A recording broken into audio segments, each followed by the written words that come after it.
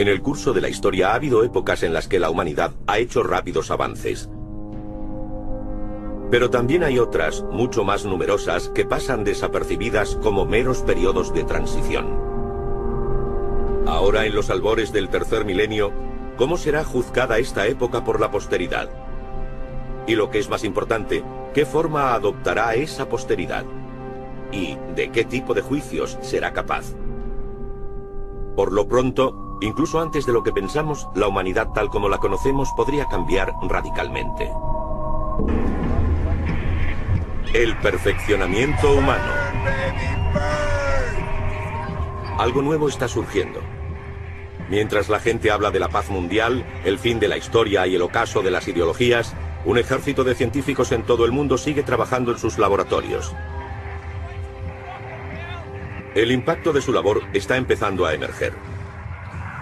La tecnología está a punto de tomar la antorcha de la historia y guiarnos a una nueva era.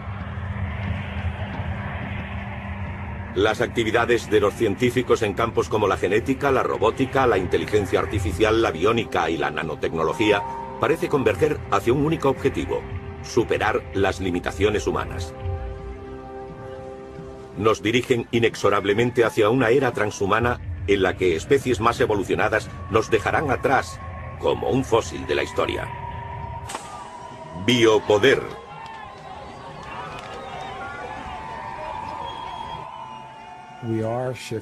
Estamos cambiando a una base transhumana. Hemos superado la época humanista y ahora debemos redefinir el concepto de humanidad. Nos guste o no, nos estamos convirtiendo en cibernéticos, en transhumanos. Ahora tenemos la oportunidad de hacer las cosas mejor que la naturaleza. ¿Por qué no tener un brazo más fuerte del que tenemos? ¿Por qué no correr más rápido? ¿Por qué no tener una piel más resistente? Si alguien tiene que trasplantarse un ojo para poder ver, ¿por qué limitarse a lo visual? ¿Por qué no añadirle el tipo de visión que tienen los murciélagos, con ultrasonidos? ¿Imaginan un cuerpo diseñado por Versace? ¿Imaginan un cuerpo diseñado por Terry Mugler? Estos individuos, el fallecido Versace era un diseñador increíble. ¿Y si fuera un transhumano? ¿Y si fuera un artista que quisiera combinar arte y ciencia? Apuesto a que sus diseños para un cuerpo futuro serían sorprendentes. Por el momento no estamos dispuestos a violar los límites humanos, pero cada vez tenemos más capacidad para hacerlo. Eso es lo que queremos.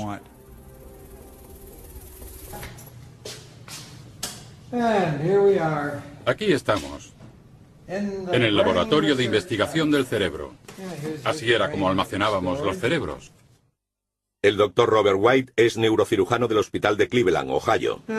Aquí hay algunas fotografías. En 1963 hizo su primer experimento para mantener vivo un cerebro fuera del cuerpo. Esto es un cráneo humano y este es de gorila. Cuando extraemos un cerebro, lo aislamos y lo mantenemos con vida. Nunca muere. Esto es un cerebro humano. Está bien preservado. Así que no hay que preocuparse de que siga con vida. Hubo muchos intentos en todo el mundo, sobre todo en la Unión Soviética, de extraer el cerebro de un animal, de un perro, por ejemplo, y mantenerlo con vida mediante máquinas. Eso es algo que puede hacerse con el corazón, el riñón, el hígado, el pulmón y todos los demás órganos sólidos del cuerpo. Pero nadie ha sido capaz de lograrlo con el cerebro. Y en parte se debe a que el cerebro es muy delicado en lo que respecta a irrigación sanguínea. Así que al fin lo conseguimos y descubrimos que el cerebro de un animal desarrollado tenía ondas cerebrales y se producían en él procesos químicos que funcionaban a la perfección. Pero no podíamos comunicarnos con él. Le enviábamos impulsos eléctricos, podíamos demostrar que nos oía, pero no sabíamos si estaba procesando esa información. Pero lo más importante fue que nos dimos cuenta de que si podíamos hacerlo con el cerebro de un animal, podríamos hacerlo con un cerebro humano. Este brillante científico, Stephen Hawking, es astrofísico, está postrado en una silla de ruedas y habla, literalmente, a través de un ordenador.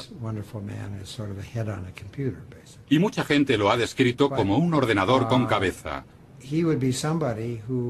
Se trata de un hombre que podría sobrevivir a su cuerpo enfermo mediante un trasplante completo. Para demostrar que el cerebro funcionaba normalmente en ese estado, el Dr. White tuvo que llevar a cabo un segundo experimento y consiguió trasplantar con éxito la cabeza de un mono en el cuerpo de otro. El animal sobrevivió 7 días antes de que el cuerpo rechazara la cabeza. Los monos con los que experimentamos eran tan monos como lo habían sido con sus cuerpos originales. Así que yo supondría, aunque iría más allá y lo aseguraría, que la personalidad del mono se conservó.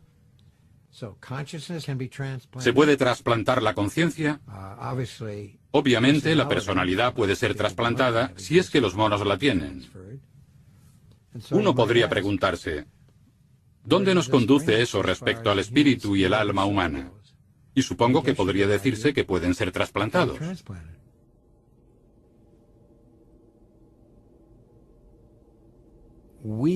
Nos estamos convirtiendo en objetos del diseño de conciencia, y las implicaciones que eso conlleva son enormes, porque hasta ahora hemos forjado el mundo que nos rodea de un modo radical. Hemos transformado el paisaje, hemos construido una sociedad, cambiando todo aquello ajeno a nosotros. Pero siempre imaginamos que nosotros seguiríamos igual, que no nos veríamos atrapados en ese proceso. Y no es así. Vamos a rehacernos. Y es algo difícil de tratar, porque nos romperá todas las cadenas que nos limitan y definen como seres humanos.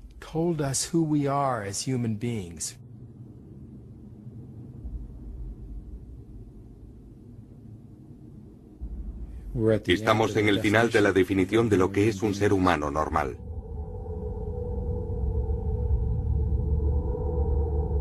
Todo ser vivo está definido por su código de ADN.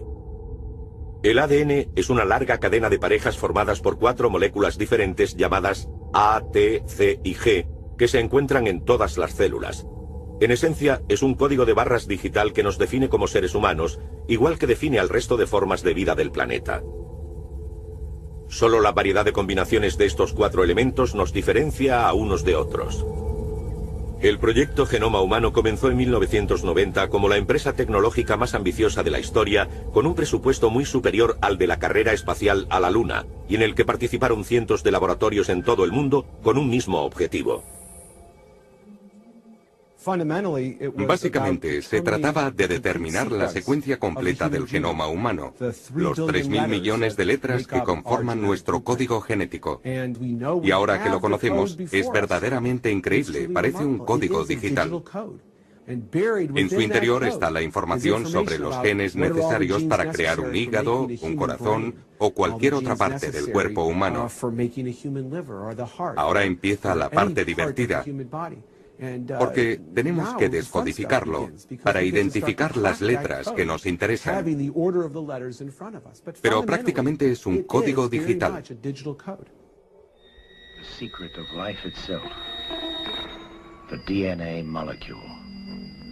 A genetic discovery that could give man the ability to create life to specifications. With it comes the power to change evolution itself. Never have we had such opportunity or such awesome responsibility. Cambiar la estructura de ADN en un laboratorio es algo bastante sencillo y simple. Se puede estudiar un trozo de ADN para averiguar su función, se modifica la composición y se ve el efecto sobre la función. Se trata de un trabajo rutinario en un laboratorio de este tipo. Pasar del laboratorio a la persona, a la terapia, en teoría es igual de sencillo. En la práctica, se ha demostrado que puede resultar algo más difícil. El motivo es que no sabemos exactamente qué trozos de ADN utilizar. Aún no hemos tenido suficiente éxito a la hora de colocar un trozo de ADN determinado en las células correctas. Hemos aprendido a hacerlo de la naturaleza. Pero, ¿qué es una infección viral? Se trata de un virus que se adhiere a las células, entra en ellas y utiliza sus componentes para multiplicarse. Si cogemos ese virus y le quitamos las partes peligrosas, se adherirá a la célula, pero no podrá dañarla. No obstante, podemos darle la capacidad de eliminar trozos dañados de la cadena de ADN y sustituirlos por buenos. Este es un mecanismo que se utiliza actualmente en terapia genética. La capacidad de manipular nuestros genes tiene implicaciones obvias. Podemos cambiar el ADN para prevenir o curar enfermedades hereditarias o alterar el de los donantes de órganos para que el cuerpo de los receptores no los rechace. El órgano ni siquiera necesita proceder de otro ser humano. Podría ser perfectamente de un animal. Los cerdos podrían ser una buena fuente de riñones y otros órganos para el trasplante. Pero debido a las diferencias entre las dos especies, el riñón o el hígado del cerdo serían rechazados por el cuerpo humano. De modo que si consiguiésemos humanizar esos órganos, añadiéndole un poco de ADN humano, haciendo que las células fuesen más humanas, habría muchas probabilidades de que el paciente no los rechazara. Actualmente se está intentando humanizar tejido animal y es una industria en expansión porque necesitamos más órganos.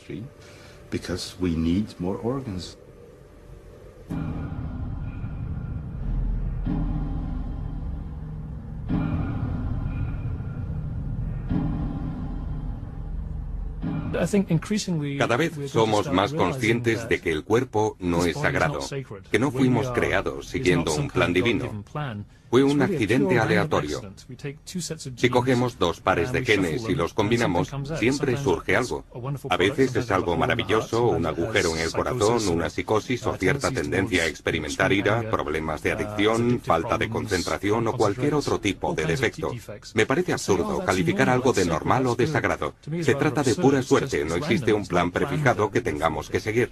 La ingeniería genética me parece una de las cosas más éticas que podemos hacer.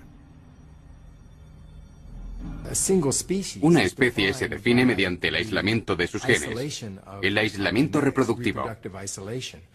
Pero si empezamos a combinar genes de especies diferentes y a experimentar con la variedad genética disponible en el mundo animal, creamos nuevas alteraciones.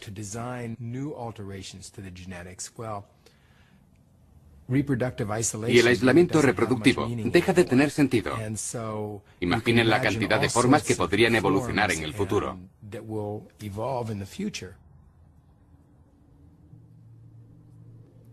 En el futuro, podremos esculpir nuestros cuerpos como esculturas vivientes. Serán hermosos diseños electrónicos que brillarán como prismas a la luz de la mañana. Podremos cambiar de forma y convertirnos en trozos de mármol o mutar en fluidos luminiscentes con forma de serpiente. Después de todo, el cuerpo no es más que una extensión de la moda. Podríamos reconfigurar el cuerpo humano para conseguir volar, a pesar de que somos demasiado pesados. Algunos animales vuelan, como los murciélagos, pero son más ligeros. Pero es una pregunta interesante porque plantea el problema de no utilizar la genética solo para curar a un hombre, sino para convertirlo en un superhombre, haciéndole avanzar. Nuestro futuro no es intentar frenar la ingeniería genética, sino utilizarla del modo en que mejor nos sirva. Si podemos, nuestros hijos serán más inteligentes y sanos, y vivirán más tiempo gracias a nuestras alteraciones genéticas. ¿Por qué no íbamos a hacerlo? Si un niño pudiera vivir 2 siglos y otro solo 80 años, porque sus padres no estaban de acuerdo con hacerle algunos cambios genéticos, no creo que estuviera muy contento con esa decisión. Lo mismo ocurriría si su coeficiente intelectual fuera normal y el del resto de su clase fuera mucho mayor gracias a la manipulación biológica o genética. Se sentiría furioso.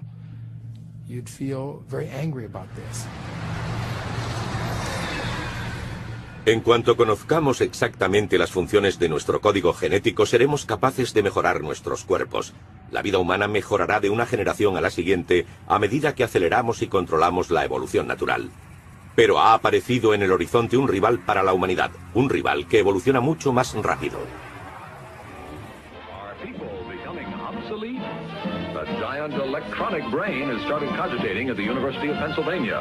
It's made a vacuum tube, like your radio, and it can add up a column of figures a yard long in a second. It's the world's first electronic computer. Right now, it's solving mathematical problems for the U.S. Army, but who knows, someday a machine like this may check up on your income tax. So imagine Imaginen la capacidad humana como una especie de paisaje con montañas, que son las cosas que hacemos bien, y valles, que son las cosas que hacemos mal. Hay cosas que hacemos muy bien y que fueron importantes para nuestra supervivencia a lo largo de la historia de la evolución. Movernos, interactuar socialmente y percibir el mundo. También están las cosas que hemos aprendido recientemente, como el razonamiento general, cuyo ejemplo es la aritmética, y en lo que somos realmente malos. Los ordenadores son diferentes, son máquinas universales. Con el programa adecuado son capaces de hacer esta tarea a la perfección en un sentido abstracto e informativo. Así que la capacidad de un ordenador puede equipararse a la de un nivel de agua uniforme y ascendente que crece a una velocidad 10 millones de veces superior a la nuestra a la hora de desarrollar esas mismas capacidades. Además de otros aspectos, eso me lleva a creer que las montañas más altas estarán cubiertas por el agua en menos de 50 años.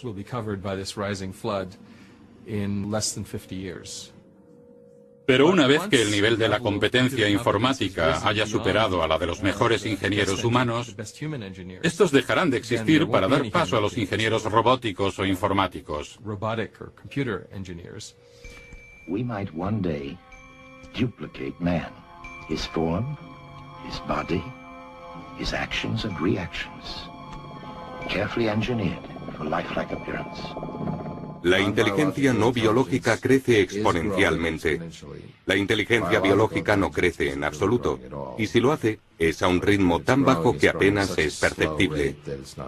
Por ese motivo, la inteligencia artificial acabará siendo dominante.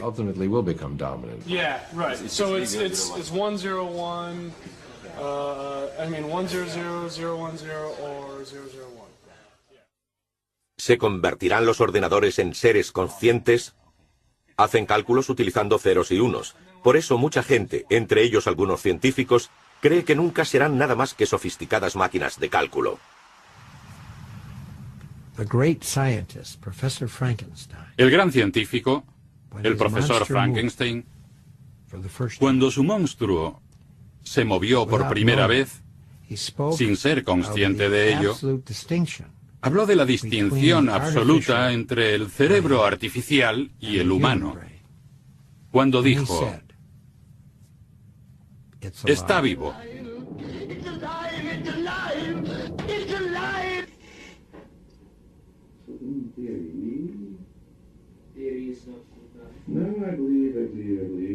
La diferencia entre la inteligencia artificial y la biológica puede resumirse en una palabra: vida. Al menos eso es lo que cree el Dr. White. De hecho, cuesta imaginar que un día las máquinas digitales creadas por nosotros tengan conciencia. Al final se confunde hasta que se cae de culo. Ahí está. Entonces, ¿por qué pensamos en nosotros como en mecanismos únicos y sagrados? Después de todo, también estamos definidos por un código digital, nuestro ADN. El enfoque actual para la inteligencia artificial no es programar seres conscientes, sino dejar que los robots aprendan por sí mismos, adquiriendo conocimientos paso a paso, igual que nosotros. No metemos ninguna programación a estas máquinas. Lo que hacemos es crear una topología neurológica similar al diseño de nuestro sistema nervioso, con el cerebro en la parte superior y los pequeños tentáculos que llegan hasta nuestros músculos. Y como no tiene más opción, cuando lo encendemos, aprenden a caminar. Se puede ver claramente. Cuando se levanta, se vuelve un poco loco. Y las patas parecen sufrir una especie de epilepsia hasta que aprende a seguir adelante. Vean. Acaba de aprender a andar. Se ha programado a sí mismo en un periodo de tiempo muy corto. La gente casi siempre asume que primero se crea el cerebro y de él surge el resto del cuerpo. Por el contrario, más de la mitad de las especies de este planeta no tienen cerebro para expresarse, pero logran sobrevivir y moverse en su entorno de manera eficaz. Así que hemos intentado evolucionar los robots desde lo básico, y en el proceso no hemos desarrollado cerebros, pero sí sistemas nerviosos muy efectivos.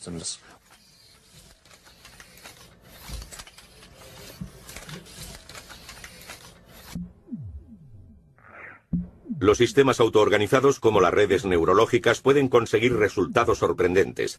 Carl Sims creó un programa informático de pequeñas criaturas cúbicas capaces de evolucionar.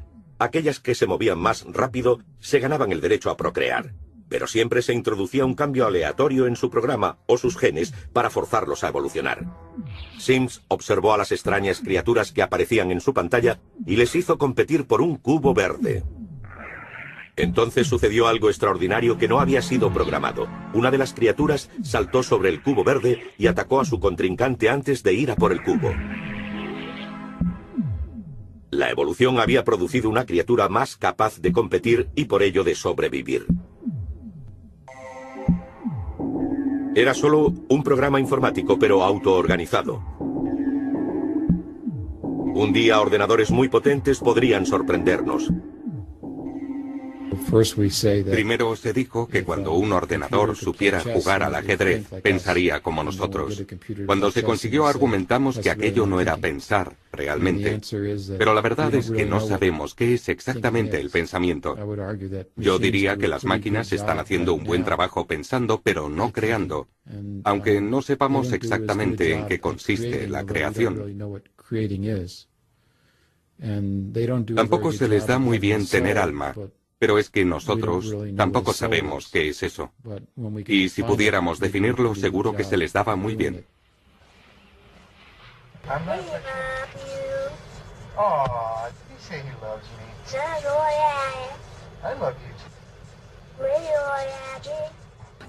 Si damos cuerpos a las máquinas, si construimos entidades corpóreas y las dejamos formar parte de nuestra comunidad desde el primer momento para que aprendan a interaccionar con nosotros, a distinguirnos del entorno, automáticamente surgirán cosas como el amor.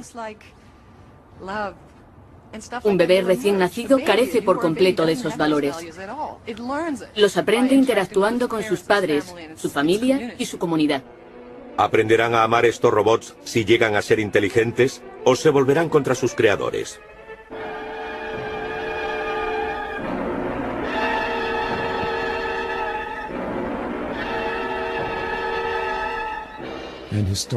Históricamente los humanos nunca han llevado bien el hecho de cohabitar con otras especies similares a la nuestra. Una sobrevive, la otra desaparece. No se nos da bien la cooperación. Hace 500 años, cuando los humanos llegaron al Nuevo Mundo, la cosa no fue bien para los nativos. Y no creo que a medida que avanzamos, la situación sea agradable para los perdedores. Puede que los ganadores sean transhumanos. Pero los perdedores, o los habitantes de la Tierra en los últimos 500 años, no recibirán buen trato. Al menos eso es lo que demuestra la historia de la humanidad, desde la desaparición de los neandertales con la llegada de los Homo sapiens. No supieron coexistir pese a ser tan similares.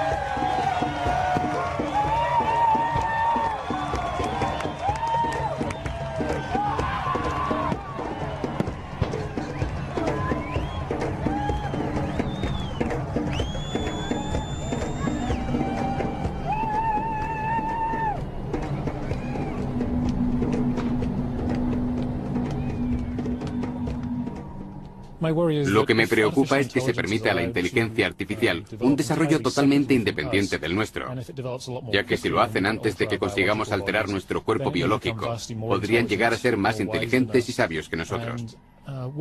Nos quedaríamos atrás, y yo preferiría ir por delante de las criaturas más avanzadas.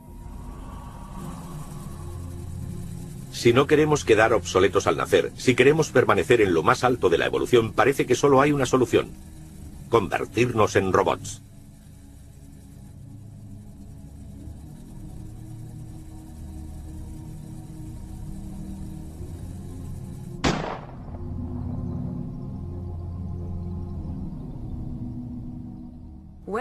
Nos guste o no, nos estamos convirtiendo en cibernéticos, en transhumanos. El transhumano es una evolución de humano a poshumano. Dejaremos de ser exclusivamente biológicos y tendremos muchos añadidos artificiales. ¿Caminamos desnudos? No. Llevamos ropa, llevamos gafas, llevamos tapones para los oídos. Se trata de añadidos muy básicos para nuestra biología, pero también tenemos prótesis y marcapasos. Poco a poco iremos viendo prótesis mucho más avanzadas hasta que, al final, tengamos cuerpos protésicos. El ser humano está muy bien diseñado, pero tiene algunos fallos, y uno de ellos es que no está diseñado para la era moderna. La era industrial se equipa más rápido que nosotros y de modo tan grande que podría aplastarnos. Fuimos diseñados con un endoesqueleto, es decir, con los huesos en el interior y tejido blando en el exterior. El mundo sería mucho mejor para nosotros si nuestros huesos fueran externos, si tuviéramos un exoesqueleto como los escarabajos. Creo que el poshumano será posbiológico. Lo que quiero decir es que habrá un proceso gradual, no un cambio repentino a una forma diferente. Creo que poco a poco iremos integrando cada vez más tecnología en nuestros cuerpos, reemplazando nuestros órganos por otros más eficientes. Iremos sustituyendo el tejido neurológico, porque se muere después de un tiempo y puede sufrir fácilmente daños químicos. Así que creo que a la larga cambiaremos nuestras células cerebrales por piezas informáticas mucho más eficientes y potentes. Para convertirnos en organismos cibernéticos capaces de competir con la rápida evolución de los ordenadores, primero debemos entender cómo funciona nuestro cerebro. Las investigaciones en este campo se han disparado en los últimos años. Uno de los motivos principales es el desarrollo en las técnicas de escaneo. Actualmente nos permiten observar las células nerviosas en funcionamiento en animales vivos.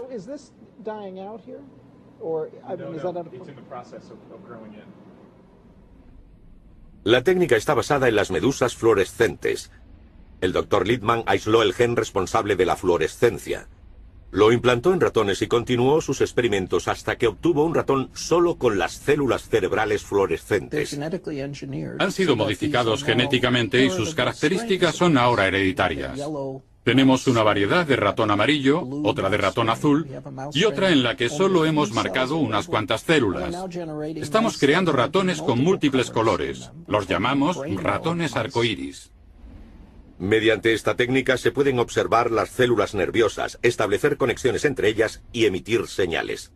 Es bastante sorprendente y precioso ver las células nerviosas. Se conocen desde hace mucho tiempo, pero nunca se había podido observar en animales vivos. Actualmente esta técnica se utiliza en muchos laboratorios que unen esfuerzos para comprender el funcionamiento del cerebro. Otros científicos utilizan un método totalmente diferente. Aíslan las células del cerebro y las cultivan en pequeñas placas sobre chips informáticos. El problema de esta técnica es que resulta extremadamente difícil colocar las células en el punto exacto de conexión. Un equipo de investigadores de IMEC ha resuelto el problema. Colocaron sobre el chip una plantilla de un producto que a las células les encanta comer.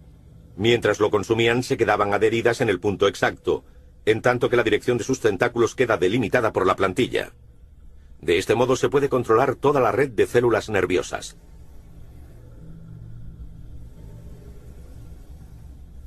Algunos científicos ya han experimentado con esas placas. Sus chips son menos precisos, pero los resultados suelen ser asombrosos. Permitidme que desconecte las luces. El doctor de Mars, por ejemplo, intenta comunicarse con sus placas y enseñarles varias tareas. Cada una de estas placas contiene unas 20 neuronas que no paran de actuar mientras hablamos. Cada una de ellas forma una red independiente que actúa espontáneamente. Cogemos neuronas vivas de ratas para ver cómo forman una red neuronal. Debajo de la superficie tenemos una cuadrícula de electrodos para poder escuchar las conversaciones entre ellas. También podemos estimular la actividad de la red. Podemos enviar diferentes patrones de estimulación y ver cómo cambia la red como resultado de ello. Así es como lo hacemos. Enseña a las placas cerebrales a pilotar un avión. La red puede pilotar el avión de manera óptima. No comete demasiados errores y es capaz de estabilizar el aparato en diversas condiciones. Creo que hemos programado un viento cruzado de 50 nudos. Así es como se ve. Se ve fácilmente cuando uno de esos vientos alcanza al avión y empieza a oscilar. La placa más antigua que he tenido cumplió 2 años. Y murió únicamente porque la trasladamos del laboratorio de Caltech al de Georgia Tech. Si no, probablemente seguiría con vida. Cada placa tiene sus propias características y es fácil aprender a distinguirlas. Aún así, requieren bastante trabajo. Hay que alimentarlas una vez a la semana. Cada vez seremos más capaces de medir y entender cómo funcionan las células de nuestro cerebro. Pero ¿seremos capaces de descifrar nuestra conciencia? Los experimentos de la doctora Jan Dan han demostrado que es posible leer y entender el cerebro.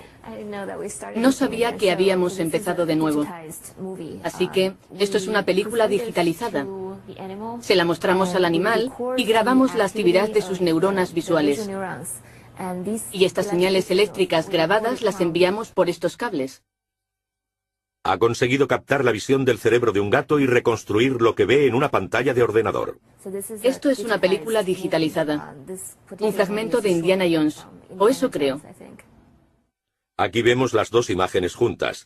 La de la izquierda es lo que se muestra al gato. La de la derecha es la que se obtiene de su cerebro. La imagen parpadea bastante. El ruido. Probablemente ese sea el ruido de las neuronas, porque a veces lanzan picos espontáneamente. Tenemos en cuenta ese ruido, pero puede que reflejen otra cosa, como sus pensamientos. Aún así, no podemos aislarlos y se reflejan en forma de información visual. Esta es la reconstrucción que obtenemos. Es la primera vez que se obtiene una imagen de un cerebro y eso demuestra que podemos leerlo y entender su gramática. La cara es reconocible, pero no puedo evitar pensar que tiene un aire felino.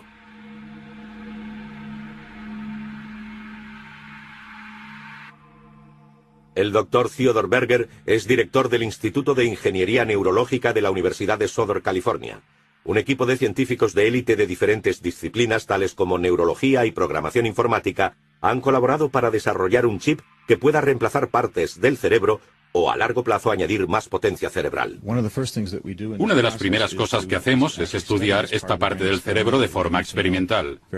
Necesitamos saber exactamente cómo se comporta si queremos reproducir esa función en un chip informático y colocarlo en el cerebro. Así que lo que hacemos es extraerle el cerebro a los animales que utilizamos para estos experimentos, rebanarlo y mantener con vida las diferentes rodajas en una placa para estudiar la actividad eléctrica de las neuronas. Utilizan impulsos eléctricos para comunicarse entre ellas, como los transistores en un circuito, y lo que hacemos es probar las células para averiguar cómo se comportan cuando les enviamos señales generadas mediante ordenador. Observando su lenguaje, deducimos la función e intentamos describirla mediante ecuaciones matemáticas.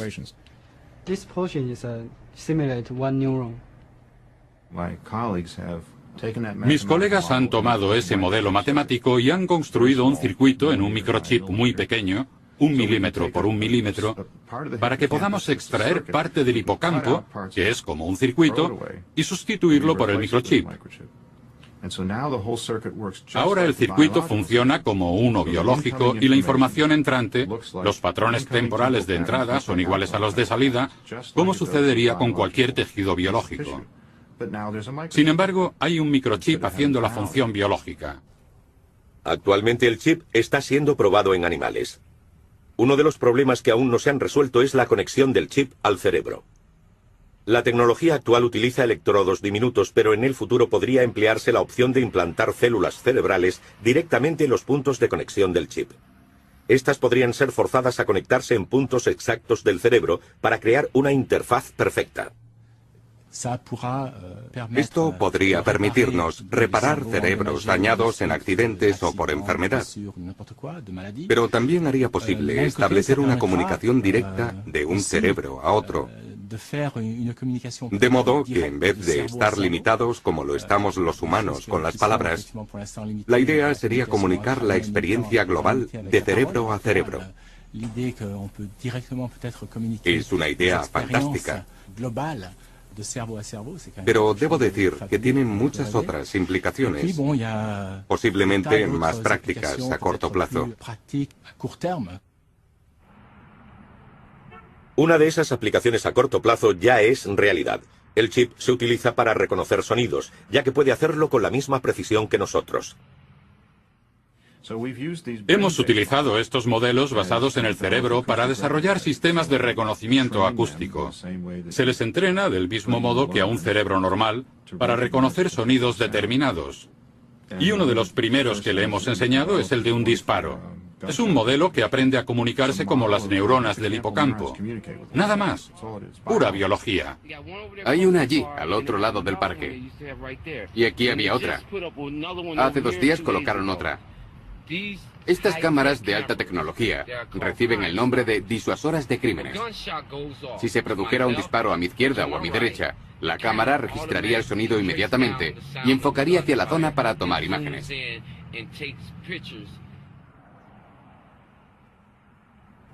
Actualmente no se puede comprar ningún sistema de reconocimiento de señales de voz o de cualquier otro sonido. No funcionan, pero así lo hace el cerebro. Y como nuestros modelos se basan en él, tenemos que trabajar en esa dirección. La cuestión es que no hay cámaras instaladas en los barrios de blancos. Pero nosotros tenemos 5 o 6. El barrio negro está siendo vigilado.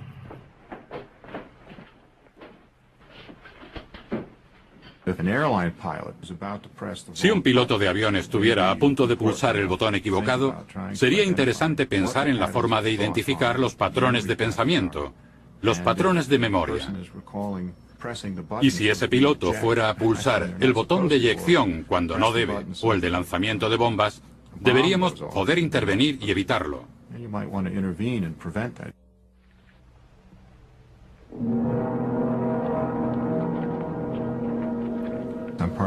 En la Agencia de Investigación de Proyectos Avanzados de Defensa, intentamos comprender exactamente eso. ¿Cómo se representa la información en el cerebro?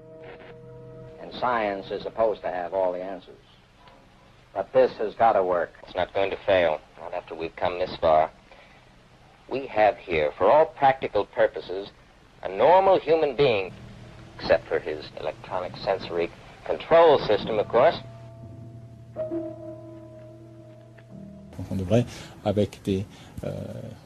Identificando el sistema de circuitos electrónicos de las diferentes secciones del cerebro, deberíamos poder leer su contenido, meterlo en un disco duro y transmitirlo directamente al cerebro de otra persona.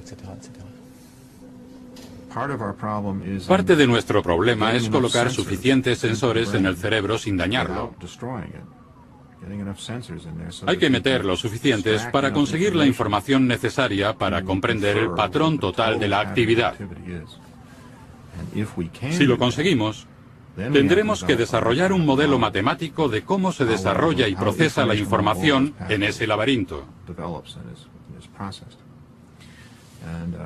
Esa será nuestra tarea los próximos años. Si lo conseguimos, llegaremos a la meta. Conseguiremos nuestro objetivo.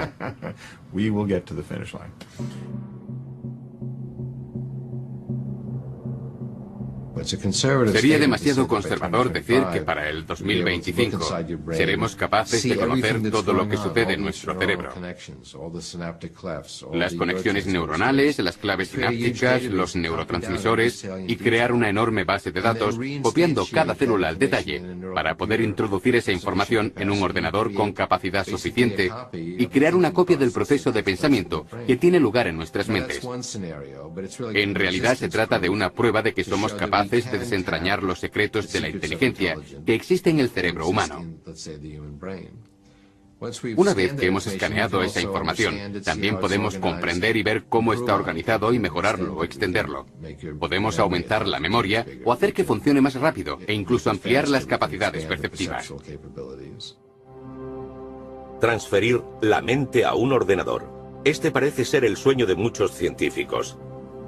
Liberarnos de nuestros cuerpos que se están quedando obsoletos en este mundo tecnológico para pasar a ser espíritus libres en un ciberespacio.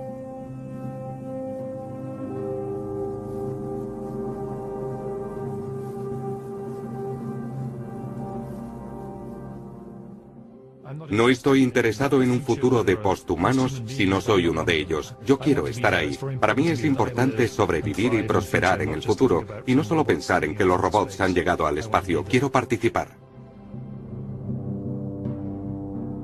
En cierto modo, la transferencia mental es un atajo a la inteligencia artificial que nos permitirá tener máquinas con mentes humanas.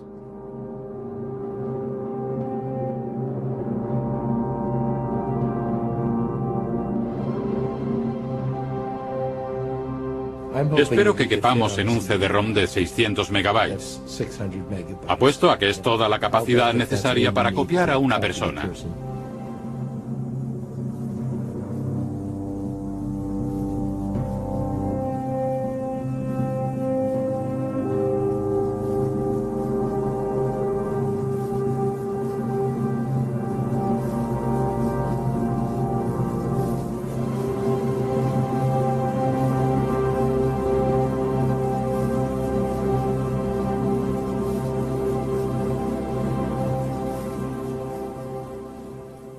Es un momento difícil para predecir cómo serán esos nuevos humanos. Es importante incluir un tercer componente, lo virtual junto a lo artificial y la carne. Pero es difícil predecir cómo será esa combinación en un contexto cooperativo en vez de competitivo. Será interesante. Será una buena época en la que vivir. No puedo esperar a que pasen 50 años para conocer la respuesta.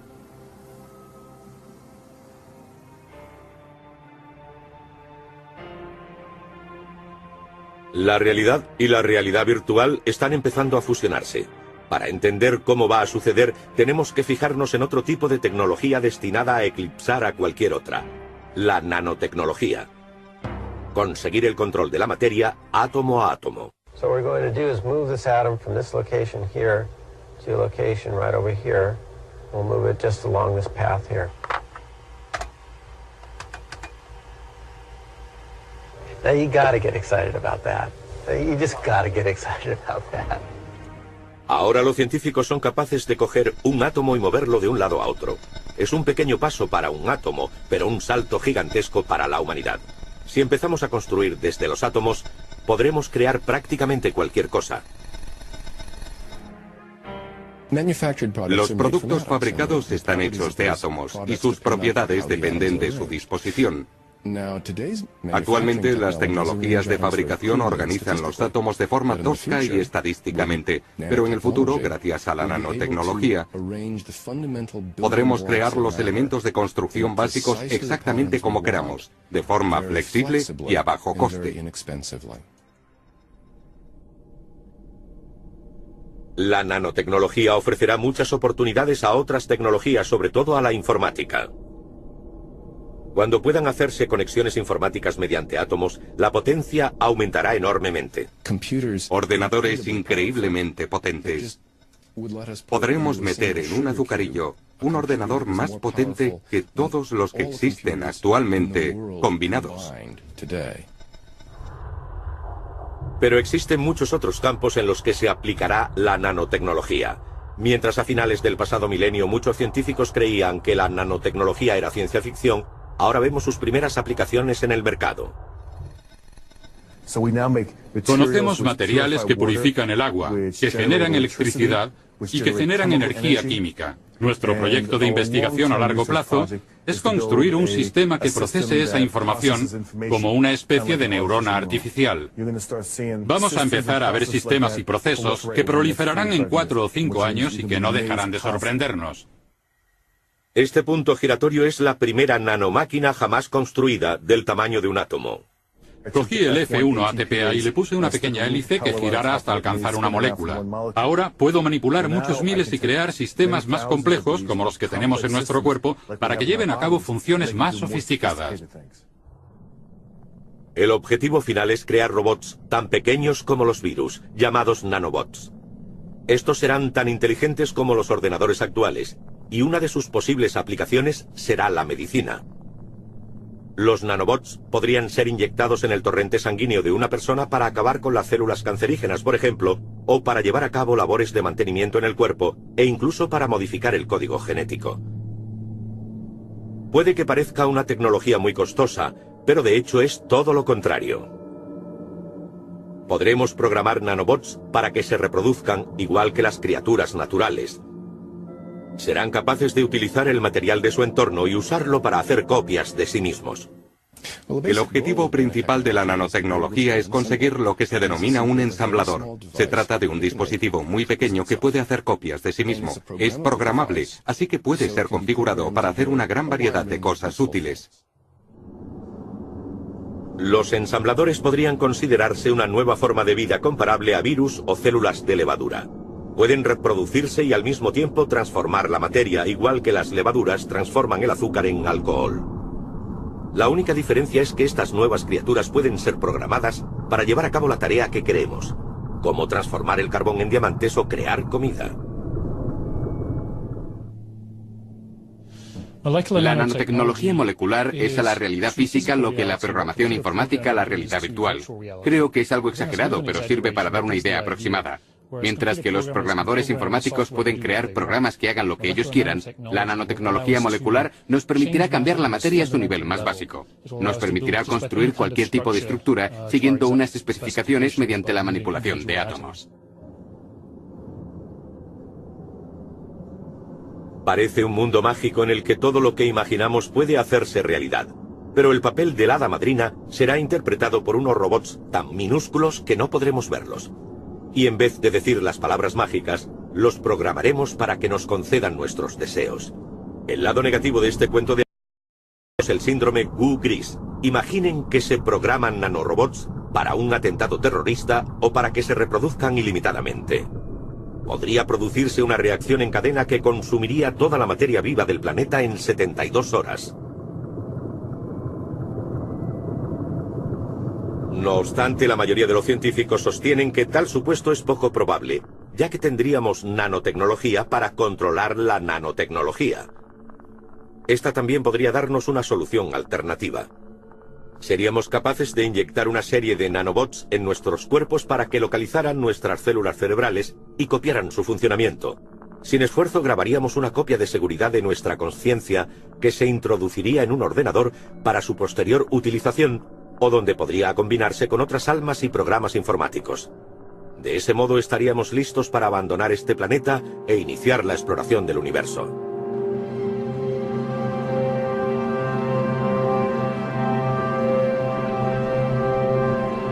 ¿Cuál es nuestro lugar en este mundo mágico donde todo puede ser transformado? ¿Cómo sobrellevará a la gente ese futuro? ¿O se trata de algo que por definición va más allá de nuestra capacidad de entendimiento y solo podrán comprender los transhumanos? ¿Permaneceremos como siempre y observaremos maravillados desde un lado? ¿O nos transferiremos y participaremos en el mundo como superhombres? Dejaos transferir a una red de nanoordenadores y que el viento os lleve.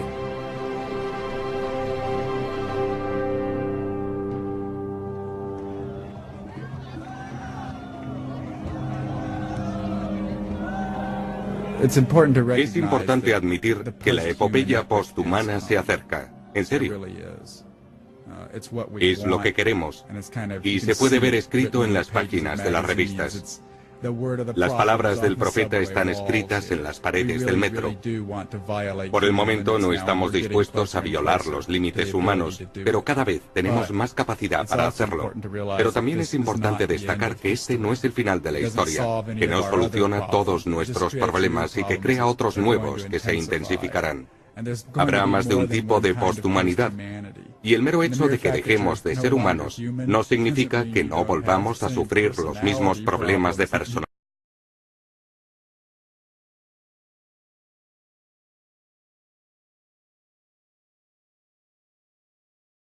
De máquinas como Robocop.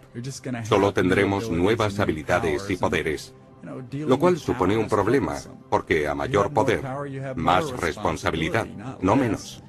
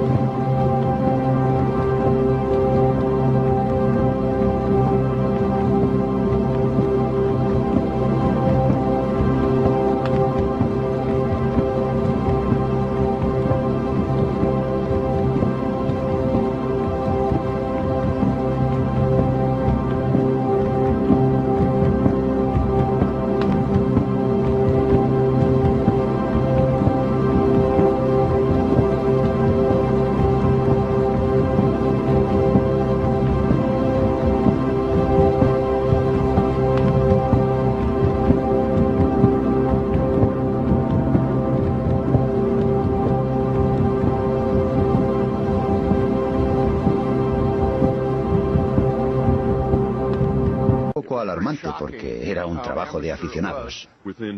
Entre las 6 semanas y los 2 meses estábamos ya montando 100 máquinas al día. La noticia se extendió y empezaron a diluviar encargos pidiendo Pongs, 10.000 solo para los Estados Unidos. Cogió al país por sorpresa. Teníamos solo 24 años. Acabábamos, como quien dice, de salir de la universidad y ya teníamos el mundo en nuestras manos. De una inversión inicial de 500 euros, Atari consiguió el primer millón. Poco tiempo después, lograron otro éxito mayor con la versión doméstica de Pong. Tuve la impresión de que el mercado doméstico podría ser potencialmente enorme. Un buen día Al se me acercó y dijo, creo que podemos meter todo esto en un chip y conseguir que sea tan barato que llegue a todos los hogares del país. Le contesté, adelante con ello. Este es uno de los primeros chips de Pong. Siguiendo la lógica de las máquinas tragaperras y teniendo en cuenta que estos chips nos costaban solo 10 euros cada uno, podíamos fabricar un videojuego que podría venderse a 100 euros la unidad. Dar con alguien que vendiera el Pong doméstico representaba un reto mayor. No dimos con ninguna juguetería en todo el país dispuesta a comprárnoslos. Fue entonces cuando uno del equipo sugirió que deberíamos intentarlo con el departamento de deportes de los almacenes Sears. Sears nos encargó 150.000 unidades del Pong doméstico para las Navidades de 1975. Presentaba un diseño elegante con el fin de atraer tanto a los adultos como a los niños e incorporamos el logo de los telejuegos de Sears. Una vez más fue un éxito total para Atari. Sears puso en Pong todos sus recursos de marketing. En 1973 estaba ya a disposición del público lo último en aparatos caseros para videojuegos. Apareció un anuncio y se vendieron todas las existencias. Fue algo maravilloso. El éxito de Atari fue total. Lentos pero seguros, no dejamos de crear nuevos videojuegos. Bushnell volvió a centrarse en los salones recreativos. Estaba decidido a ir un paso por delante de sus competidores. Adoptamos la actitud clara de que íbamos a librar una guerra sin cuartel contra nuestros rivales. Por eso creábamos los juegos, los comercializábamos y los innovábamos. Que arranquen las máquinas. Para conseguir fabricar los mejores videojuegos necesitaba a los mejores ingenieros. Por eso hizo de Atari la empresa de juguetes más atractiva para trabajar del planeta. El recién contratado David Crane admiraba el extraño éxito con el que Bushnell dirigía la empresa. Genial era una palabra que Nolan repetía bastante a menudo. Si a él le parecía que algo era genial, intentaría hacerlo porque pensaba que a todos los demás les tenía que parecer lo mismo. Bushnell animaba a sus jóvenes y brillantes ingenieros a que innovaran constantemente. Mi actitud era que si uno cree de veras en algo, ha de intentar llevarlo a cabo como sea. El tesoro de Bushnell eran las ideas, y ninguna idea, por floja que pareciera, había que pasarla por alto. Todo el mundo debía presentar un par de ideas locas. Es lo que llamábamos abono. Se trataba de ideas que poco a poco íbamos cuajando. A veces las llevábamos a cabo. El flujo constante de tanta creatividad produjo una serie de videojuegos que tuvieron mucho éxito, logrando así que Atari ocupara el cenit del negocio de los videojuegos. Fue entonces cuando se les presentó un problema legal. Se decía que Bushnell pudo haber copiado de otra persona su primera idea. El litigio afirmaba que unos meses antes de que Atari fuera creada, Bushnell había visto un juego en una feria que era casi idéntico a Pong. Un diseñador de aparatos de televisión de nombre Ralph Baer había estado pensando en crear unos videojuegos desde los años 50. En 1966 sus ideas cristalizaron mientras esperaba en una parada de autobús en un viaje de negocios que hizo a Nueva York. Cuando volví a mi despacho a la mañana siguiente, el 1 de septiembre de 1966, redacté una memoria de 4 hojas en la que explicaba todo el proyecto. Propuse cosas como videojuegos de deportes, de persecución, de carreras y de coches. Baer empezó a trabajar en su invento. En 1968 ya había logrado poner en funcionamiento su primera videoconsola, a la que sencillamente bautizó su caja marrón. El primero de los videojuegos consistía en que dos puntos luminosos se iban persiguiendo sin tregua por la pantalla.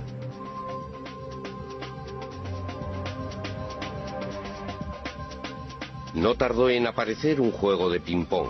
Esto ocurría 4 años antes de que Bushnell y Alcor aparecieran con su Pong. Magnavox Television firmó un contrato con Baer y produjo una versión muy cuidada de la caja marrón. El Odyssey ofrecía 12 videojuegos diferentes. Cada juego tenía su color que servía para hacer resaltar los gráficos que se iban superponiendo uno tras otro. Además de los controladores, Baer también sacó el primer haz de luz para los videojuegos en los que había que disparar. Un invento que supuso todo un adelanto en su tiempo. El Odyssey fue lanzado al mercado en una feria en 1972 en Nueva York. Fue el mayor éxito de la feria. Todo el mundo, incluida la prensa, estaba entusiasmado. Magnavox presenta Odyssey, 12 emocionantes videojuegos con los que podrás jugar en tu televisor. El 24 de mayo de aquel año, en otra feria en el Valle de Silicon, apareció un nombre en el libro de visitas: Nolan Bushnell. Probó los juegos ofrecidos por el Odyssey. Se divirtió con el juego del ping-pong. El hecho cierto es que vi el juego Odyssey y la verdad no me pareció un juego muy inteligente. Tanto si Bushnell se había inspirado en el Odyssey como si no, Ralph Baer ya había patentado sus diseños. Esta es la patente, y si uno se fija en la letra pequeña, se puede ver que fue presentada en enero de 1968. Consta de un televisor y debajo tiene 2 controles manuales, uno a cada lado. Magnavox, basándose en las patentes de Baer, denunció a Atari. Nuestra postura siempre fue clara. Dijimos, solo llegaremos a un acuerdo si nos cuesta menos que aceptar un pleito. Después de 4 años de negociaciones, Bushnell y Baer se vieron las caras por primera vez en la escalinata del Tribunal Federal de Chicago en 1976. Antes de ir a juicio, Bushnell y su abogado estaban de acuerdo en pagar una retribución reconociendo las patentes de Baer. Al cabo de unos días acordaron en pagar una cantidad muy razonable. No cabe duda que le salió bien la jugada. Magnavox aceptó una conciliación por valor de 400.000 euros. Ralph Baer logró que se le hiciera justicia, pero no consiguió el reconocimiento internacional que Bushnell disfrutaba por aquella época.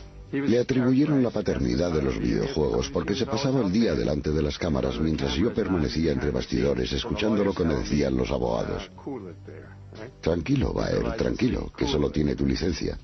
Han pasado ya 25 años. Baer está jubilado y padece leucemia. Sin embargo, está decidido a acabar su autobiografía y dejar bien claro para la posteridad cuál fue el verdadero origen de los videojuegos. En cuanto a Bushnell, el acuerdo le resultó barato. Atari estaba ya embolsándose millones.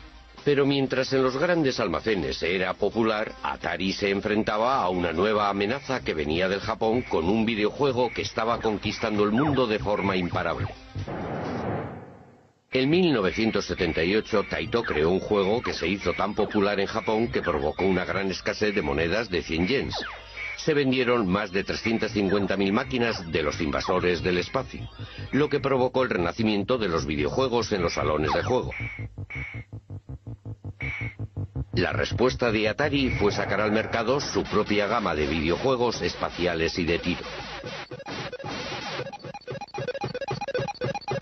Los brillantes jóvenes ingenieros de Nolan Bushnell fueron los pioneros de una nueva tecnología llamada gráficas vectoriales con una nueva presentación muy llamativa. En 1979, Asteroides se convirtió en el mayor éxito de toda la historia de Atari. Atari tuvo otro éxito arrollador con Zona de Combate, unos gráficos tridimensionales que incluso fueron fuente de inspiración para el ejército norteamericano. Los salones aparecían como setas por todo el mundo.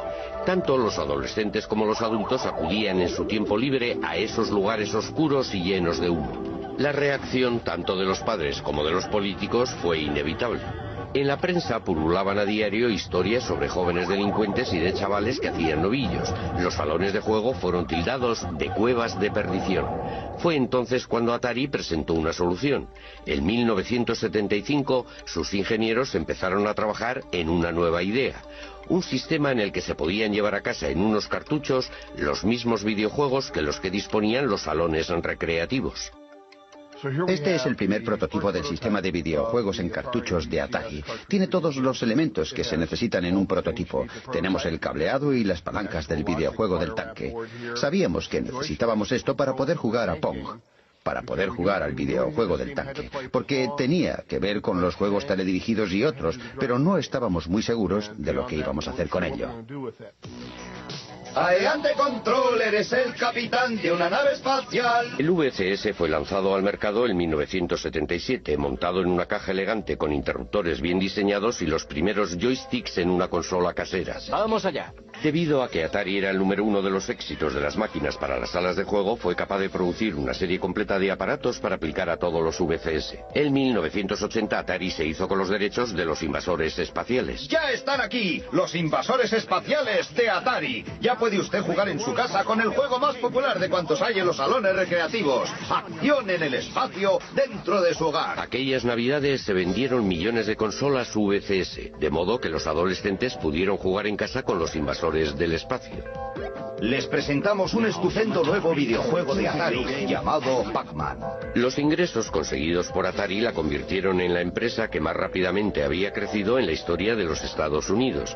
Pero la meteórica carrera de dicha empresa atrajo la atención de Warner, que le hizo a Bushnell una oferta que no pudo rechazar. Adquirieron Atari por 28 millones de euros, un negocio que se había iniciado con un capital de tan solo 500 euros. Todo el mundo tiene un Atari, la número uno en los videojuegos.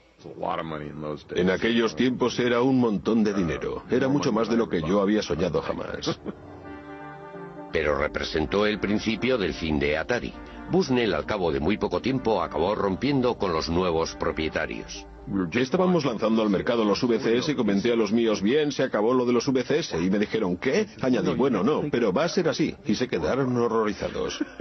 Los nuevos dueños de la Warner estaban insatisfechos de la dirección de la empresa. Eran neoyorquinos y no lo entendían. Pensaron que todo era muy raro y empezaron a desmontarla trozo a trozo, a desmontar toda la cultura corporativista que teníamos. Y al final lo que hicieron fue aniquilar la empresa. Fue la cosa más torpe que he visto en mi vida. Finalmente, tras una serie de decisiones importantes tomadas por los nuevos jefes, Bushnell tuvo que abandonar su cargo. Le indemnizaron y le pusieron de patitas en la calle. La industria había perdido a su visionario pionero, pero no se habían acabado los problemas de Atari. Bajo la nueva dirección, los diseñadores estrella de la talla de Davy Crane no eran ya valorados por el papel que habían jugado en el mayor éxito que había disfrutado la empresa. Nos hicieron un montón de promesas que jamás cumplieron. Nosotros teníamos unos ingenieros clave que elaboraban los cartuchos para los videojuegos, que ganaban entre 50 y 60.000 euros al año. En 3 o 4 meses producían el software para un cartucho que podía llegar a venderse por un valor de 100 millones de euros. Si nos hacían pensar que no valíamos más que los encargados de poner los tirafondos de las cajas, eso quería decir que no estábamos en la empresa adecuada. Davy Crane y otros 3 diseñadores importantes abandonaron Atari y crearon su propia empresa, Activision.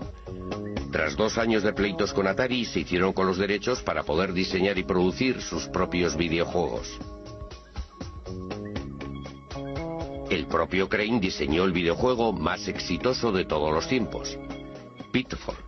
Todos los juegos que desarrollamos nosotros fueron grandes éxitos. Cuando Pitfall salió al mercado fue el mayor de todos los éxitos, porque se vendieron muchos millones de unidades.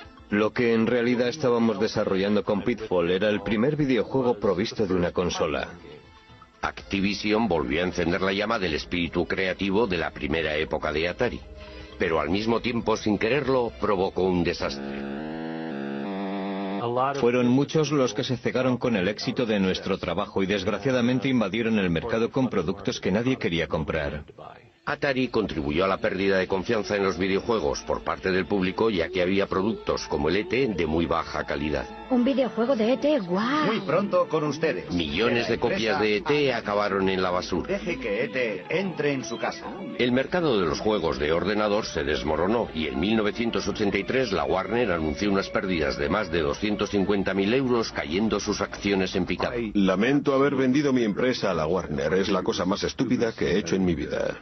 En 1984 la Warner se deshizo de Atari y con ello fue declarada la muerte de los videojuegos norteamericanos. Pero en otros lugares, una nueva raza de diseñadores de tan solo 12 años que trabajaba en sus habitaciones estaba resucitando la industria que acabaría convirtiéndolos en adolescentes millonarios. A principios de los 80, unos adolescentes británicos montaron una revolución en sus cuartos, en las aulas y en los patios de los colegios. Eran los alumnos más raros de la escuela. Unos genios de la ciencia que eran buenísimos en matemáticas pero con pocos amigos, y que sin embargo se iban a convertir en millonarios. Sí, empezó como afición y se convirtió en una obsesión, y luego en una carrera. Los gemelos Philip y Andrew Oliver eran unos típicos adolescentes británicos. Sus padres no permitían que hubiera una videoconsola en casa. Sin embargo, pensaban que un ordenador sí que era algo educativo. Muy oportunamente apareció en el mercado toda una serie de ordenadores personales baratos como el Spectrum ZX y el Commodore 64. Miles de progenitores británicos los adquirieron para sus hijos con la idea de que les ayudasen a hacer los deberes, pero los chicos tenían otras ideas. Sin que nadie les echara una mano, descubrieron que eran capaces de crear sus propios videojuegos como los que había en las salas de juego e incluso mejores.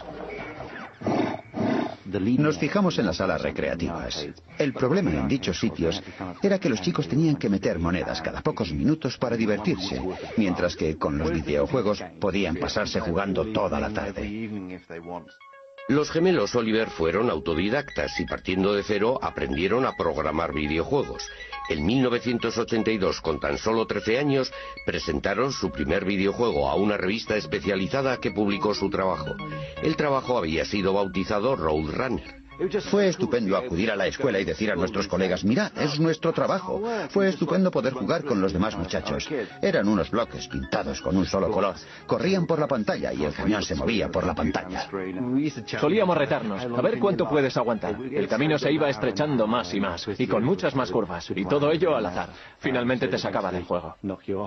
La revista les pagó 75 euros, una bonita suma de dinero de bolsillo para unos adolescentes de 13 años.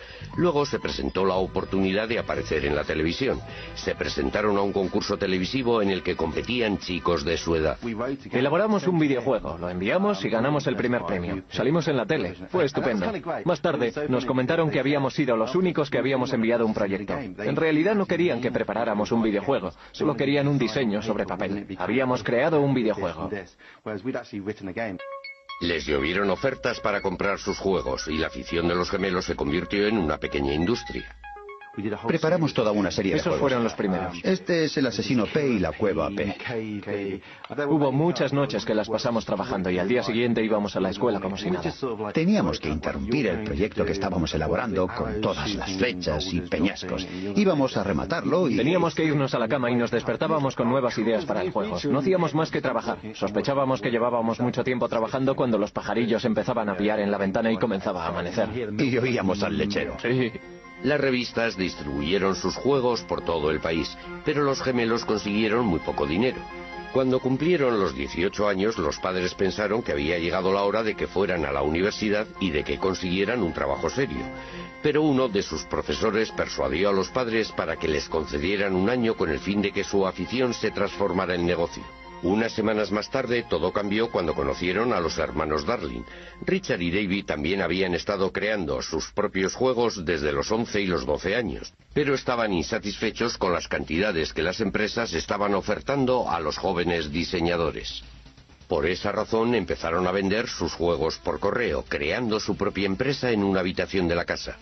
Duplicaban los juegos en una cassette, imprimían sus trabajos y llegaron a vender 1 millón de copias. Con tan solo 17 y 18 años montaron su empresa llamada Codemaster. Fue en su primera comparecencia en una feria con 18 años cuando conocieron a los gemelos Oliver. Vinieron los gemelos Oliver a nuestro stand y nos presentaron una demo con uno de sus juegos que habían preparado de antemano. No paraban de decir, sí, un juego así, os daremos 15.000 euros. Estábamos alucinados. Alguna vez han comentado que se quedaron boquiabiertos, que se quedaron profundamente emocionados, pero lo debieron ocultar muy bien. Nos faltó tiempo para volver a casa. No pudimos conciliar el sueño. En menos de un mes creamos Super Robin Hood, que llegó a ser el número 1 en ventas. Para Navidades ya habíamos vendido más de 100.000 unidades y ganamos 15.000 euros. Era increíble. En cuanto empezamos a vender, ya no pudimos parar.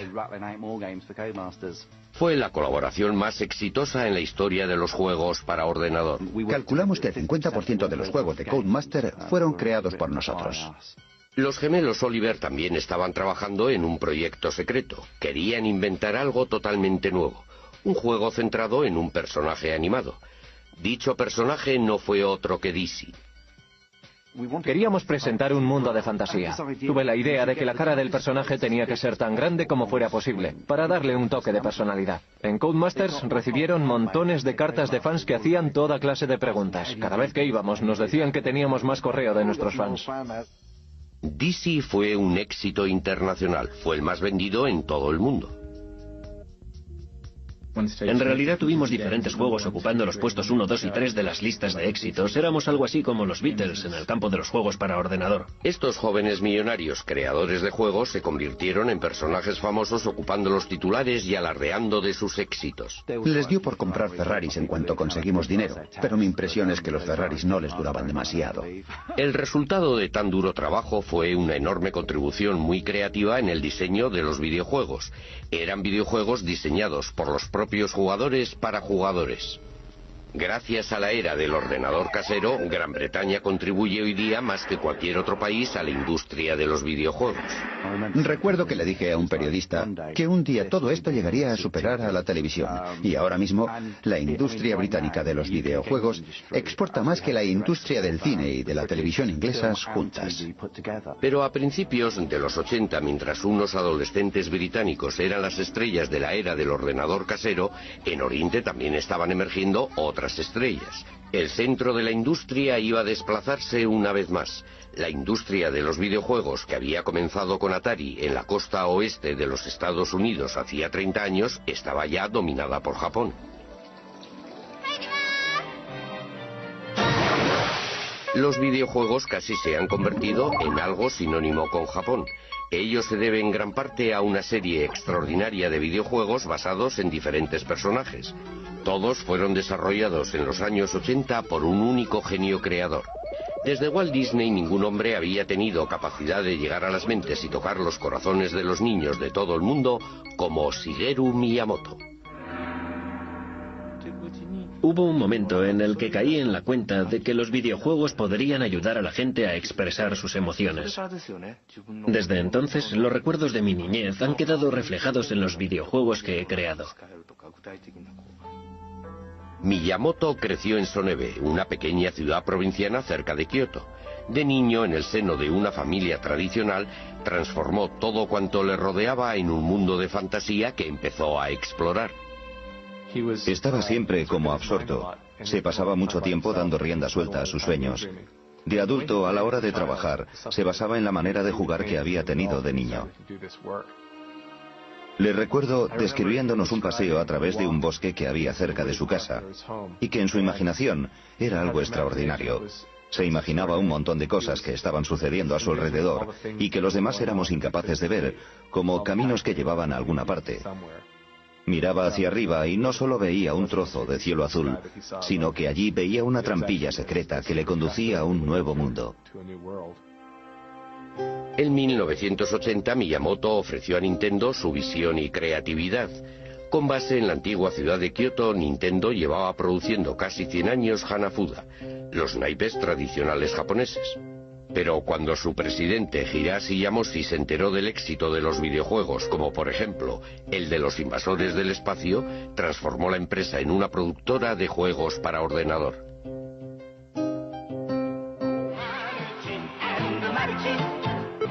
A sus 20 y pocos años Miyamoto no mostraba ningún interés en los videojuegos, pero su padre quería que tuviera un trabajo respetable. Miyamoto era un artista imaginativo, creativo, inventivo. El último lugar en el que esperaba ir a parar era una gran empresa. Odiaba los ordenadores, no tenía fe en cosas intangibles como por ejemplo la electricidad. El siguiente golpe de suerte fue un aviso de crisis proveniente de Norteamérica. Nintendo había establecido un pequeño cuartel general en Seattle. La época de los salones recreativos estaba en su punto álgido, con Atari a la cabeza, y Nintendo quería un trozo del pastel. La rama norteamericana de Nintendo había encargado 2000 unidades de un juego muy exitoso en Japón llamado Raiders Cop, pero en Norteamérica fue un desastre. Le solicitaron a la oficina principal en Kioto que creara algo que lo reemplazara. Como no disponían de un diseñador, tomaron la decisión de dar al empleado más novato su gran oportunidad.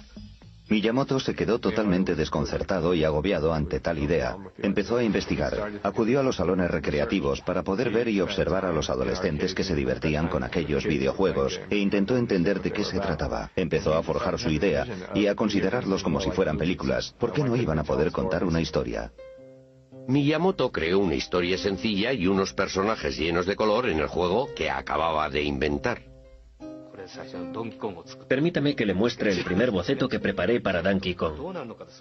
El gorila se escapa de la jaula, atrapa a la chica y se fuga con ella. Un hombre con un martillo en la mano le persigue esquivando todos esos barriles.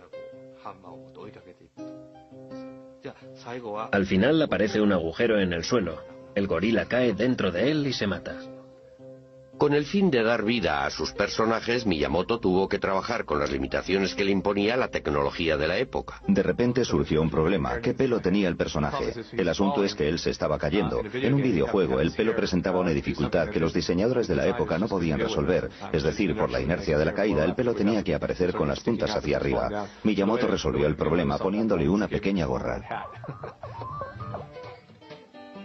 Dándole un toque final, Miyamoto compuso la música para el videojuego que fue enviado a Seattle. Quedaba por ver si Donkey Kong iba a tener más éxito que el fracaso que había supuesto Raiders Cop, al que debía sustituir.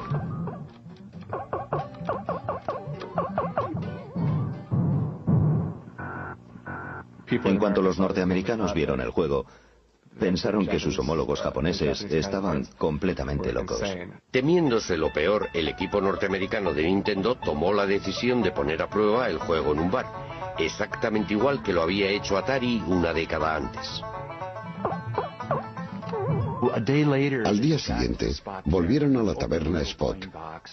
Abrieron la caja del dinero y había 30 euros en monedas de 20 céntimos.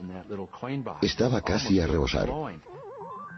Eso quería decir que la máquina había estado funcionando sin parar todo el tiempo que el bar había permanecido abierto, desde la mañana hasta la noche. Comentaron, vaya, qué aberración es esta. Es toda la investigación de mercado que necesitamos. Adelante con ello. Solo en el primer año el juego recaudó 100 millones de euros. Donkey Kong se convirtió en una estrella internacional gracias a una serie de videojuegos de mucho éxito. El primer compañero de Donkey Kong, Jumpman, llegó a tener incluso más fama y fortuna. En 1985 Nintendo anunció el lanzamiento de una nueva consola doméstica pensada para el mercado estadounidense. El sistema de entretenimiento Nintendo, o NES, sus siglas en inglés. Tras el colapso de la industria norteamericana de los videojuegos, muchos expertos pensaron que se habían vuelto locos, pero Nintendo contaba con un arma secreta. Con su nueva creación, Miyamoto consiguió que los videojuegos adquirieran otro nivel. Jumpman se reencarnó en un fontanero italiano de nombre Mario. Mario se convirtió en una atracción universal. Mario es capaz de hacer unos ejercicios físicos extraordinarios como dar grandes saltos, pero no es un superhéroe. Se hunde en el agua y se hace daño si cae de las alturas.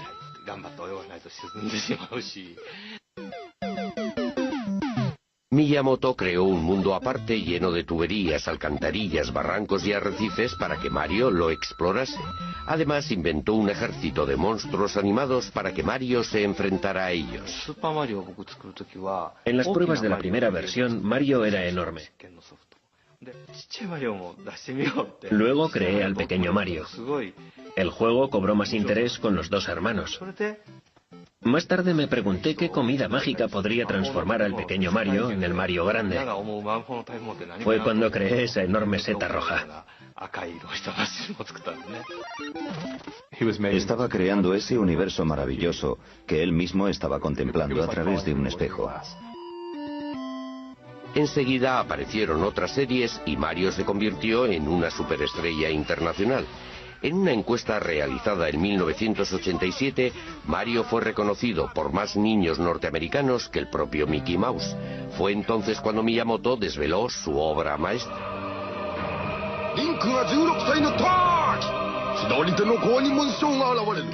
Nintendo sacó el primero de una serie de juegos que han sido reconocidos por todos como los mejores de la historia. La serie Zelda. La leyenda de Zelda se movía a través de todas las formas y niveles. Ofrecía a los jugadores un enorme mundo mágico por el que podían vagar y explorar libremente. La historia se inicia con un niño que está en medio de un campo. Carece de espada y escudo. El jugador empieza poniendo nombre al niño, pero no tiene ni idea de qué ha de hacer a continuación. Anda vagando por el campo buscando algo que hacer. En aquellos tiempos fue una idea muy atrevida. Zelda estaba inspirada en la infancia de Miyamoto cuando andaba y vagaba por los campos del entorno de su casa. Subía a los montes atravesando bosques y espacios rocosos. Finalmente llegaba a un gran lago. Era sorprendente encontrar aquel lago, allí en las alturas.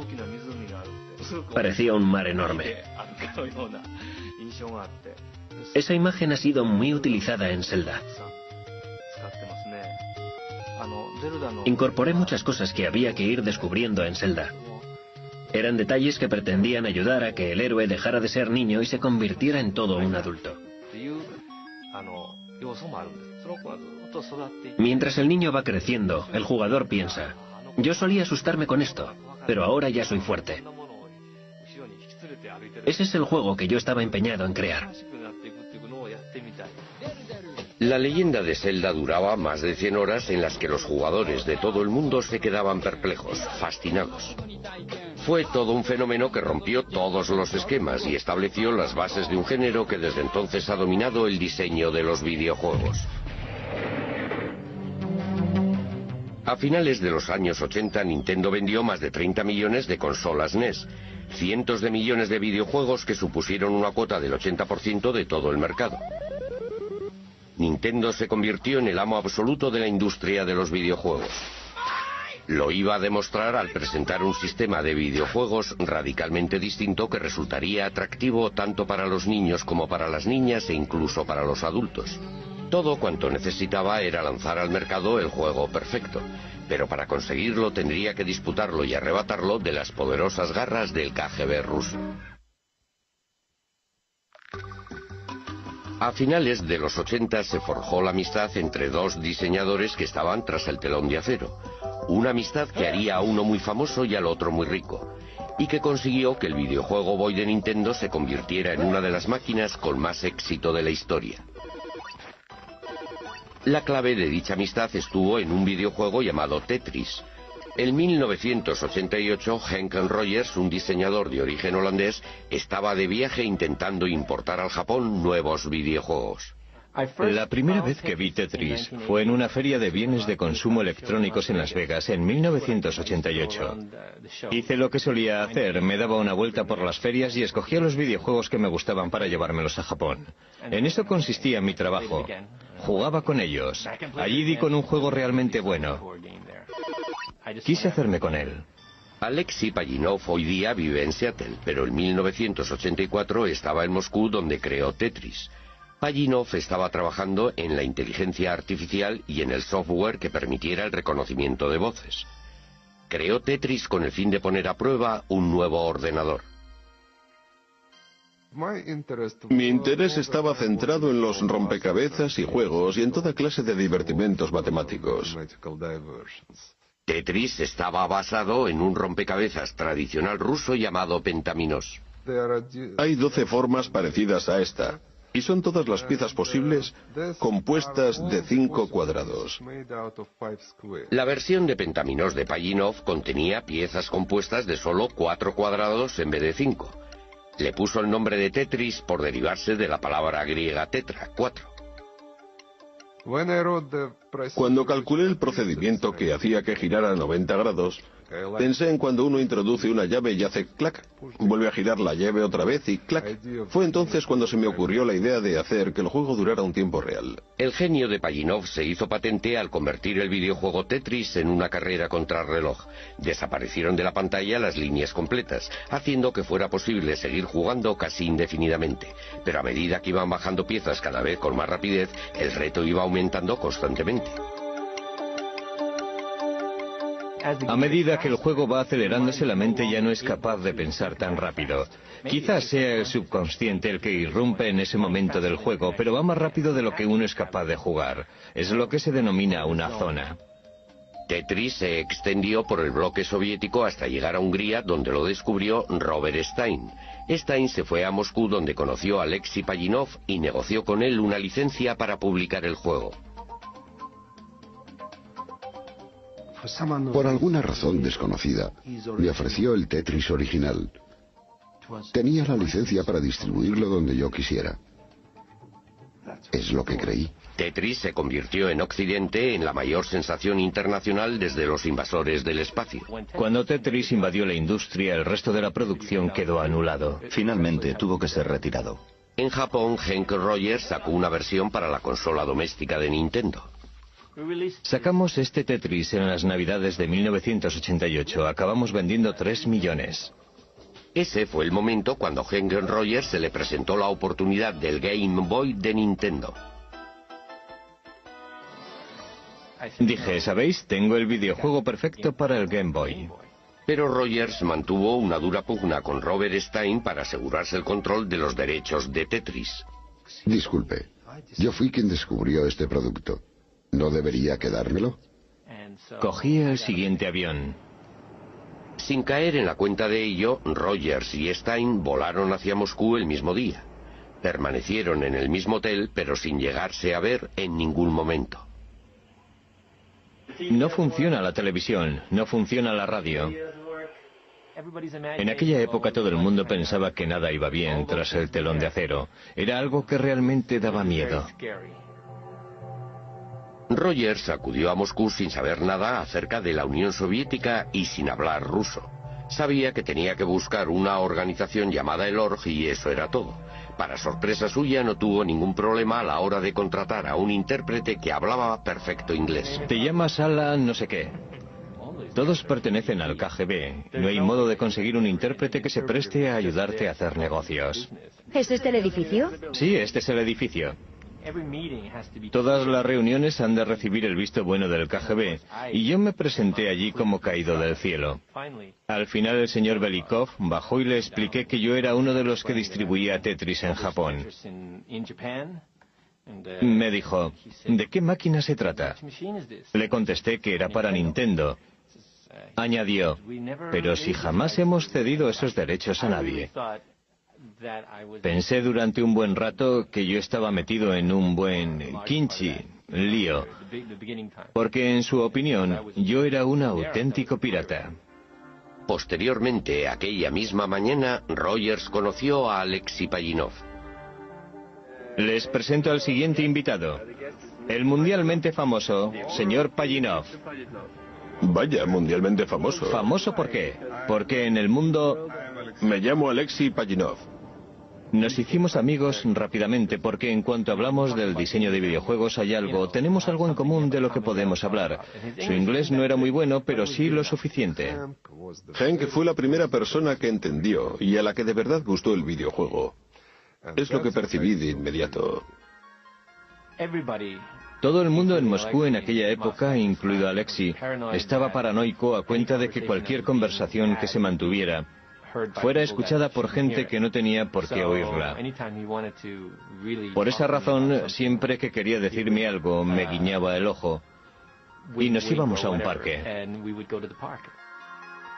Finalmente iniciaron las conversaciones sobre la compra de los derechos de Tetris. Allí había al menos de 8 a 10 personas, algunas de las cuales pertenecían sin ninguna duda al KGB. Yo estaba confinado en una habitación a 3 grados en la que me hacían toda clase de preguntas. Lo que Rogers desconocía era que los rusos estaban negociando también con Robert Stein en otra habitación del mismo edificio. Mi objetivo consistía en intentar hacerme con todas las licencias que fuera posible de todo lo que quedaba. Sin que ninguno de los dos lo supiera, que Bill Maxwell, hijo del magnate de la prensa Robert Maxwell y presidente de Mirrorsoft, editores británicos de videojuego, también estaba en Moscú. Kevin estaba moviendo los hilos, estaba diciendo, si no hacen el trato conmigo, mi padre va a ir a hablar con Gorbachev y ustedes van a tener serios problemas. Ese fue el método que aplicó en sus negociaciones. Pero Rogers tenía a Pajitnov de su parte y tenía todo el apoyo de Nintendo para presentar una oferta generosa. Tras 4 días de negociaciones, al final dijeron que sí. Pajitnov y Rogers lo celebraron en el único restaurante nipón que había en Moscú. El acuerdo le convirtió a Rogers en multimillonario. Le odié, pero en realidad solo hizo lo que cualquier negociante habría hecho en su lugar. Hoy he perdido Dios sabe cuántos millones de euros y no me siento muy feliz que digamos. Nintendo resultó el gran ganador. Además de Tetris y el paquete de videojuegos, se vendieron en todo el mundo 32 millones de consolas Game Boy, casi la mitad de ellas para adultos. Pajitnov se hizo mundialmente famoso y emigró a los Estados Unidos. Como era ciudadano soviético, no ganó nada a cuenta de los videojuegos hasta que expiraron los contratos en 1996, 12 años después de haberlos inventado. En la actualidad, él y Hank Rogers trabajan juntos y venden Tetris para una nueva generación de hardware. Con Tetris, la industria de los videojuegos se hizo adulta y convirtió a Nintendo, durante cierto tiempo al menos, en la empresa de ocio más poderosa del planeta. Partiendo de unos orígenes muy humildes, la cultura de los videojuegos evolucionó a unos pasos gigantescos gracias a la intuición y creatividad de sus grandes pioneros. Fueron hombres que entendieron lo mucho que a la humanidad le gusta y necesita jugar. Abrieron las puertas a un maravilloso nuevo mundo en el que una vez que se entra no se puede salir.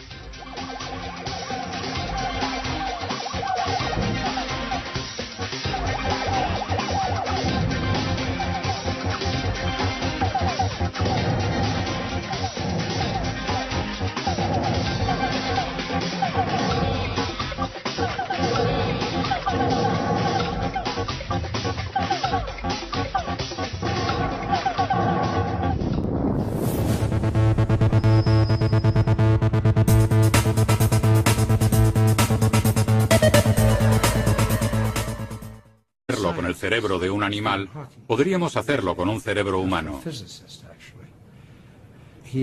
Este brillante científico, Stephen Hawking, es astrofísico, está postrado en una silla de ruedas y habla, literalmente, a través de un ordenador. Y mucha gente lo ha descrito como un ordenador con cabeza. Se trata de un hombre que podría sobrevivir a su cuerpo enfermo mediante un trasplante completo.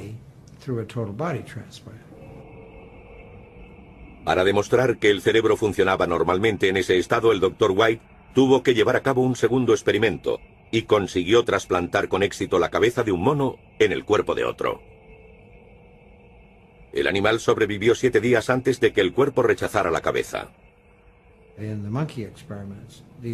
Los monos con los que experimentamos eran tan monos como lo habían sido con sus cuerpos originales. Así que yo supondría, aunque iría más allá y lo aseguraría, que la personalidad del mono se conservó. ¿Se puede trasplantar la conciencia? Obviamente, la personalidad puede ser trasplantada si es que los monos la tienen. Uno podría preguntarse, ¿dónde nos conduce eso respecto al espíritu y el alma humana? Y supongo que podría decirse que pueden ser trasplantados.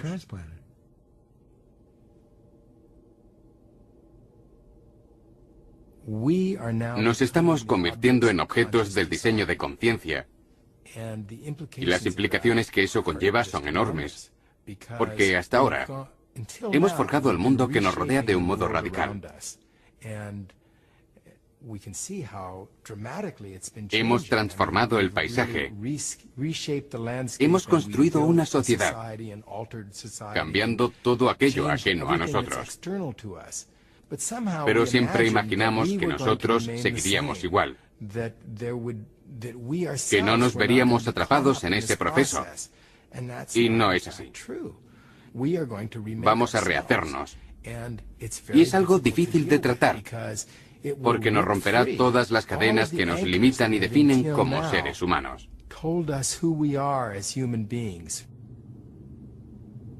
Tiene que trasplantarse un ojo para poder ver. ¿Por qué limitarse a lo visual? ¿Por qué no añadirle el tipo de visión que tienen los murciélagos, con ultrasonidos? ¿Imaginan un cuerpo diseñado por Versace? ¿Imaginan un cuerpo diseñado por Terry Mugler? Estos individuos, el fallecido Versace era un diseñador increíble. ¿Y si fuera un transhumano? ¿Y si fuera un artista que quisiera combinar arte y ciencia? Apuesto a que sus diseños para un cuerpo futuro serían sorprendentes. Por el momento no estamos dispuestos a violar los límites humanos, pero cada vez tenemos más capacidad para hacerlo. Eso es lo que queremos.